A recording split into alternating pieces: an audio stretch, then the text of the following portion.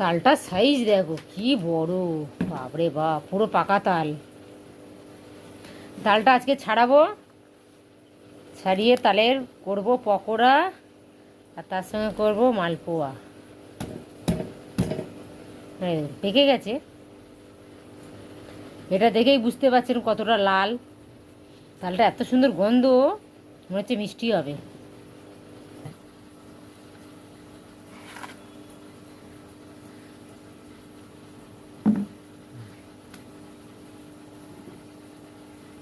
কি সুন্দর গন্ধ,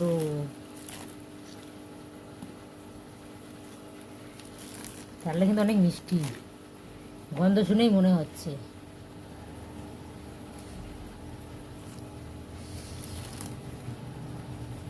জন্মাষ্টমীর সময় যখন আসবে তখন তাল নিয়ে আসবে। আর এখানে তালের দাম শুনলে মানে মাথা ঘুরবে।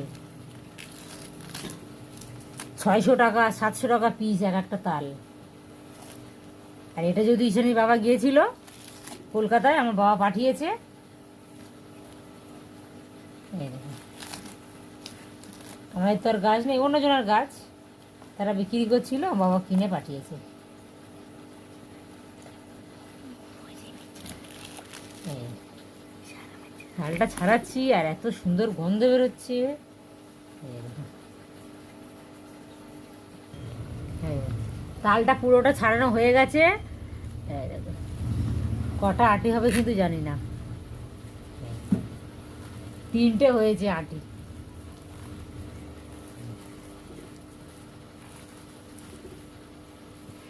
আমার বাবা মা কিন্তু এখনো দেশে তালের মানে কিছু রেসিপি করে খাইনি, যেহেতু আমি দূরে থাকি, এর জন্য আগে পাঠিয়ে দিয়েছে।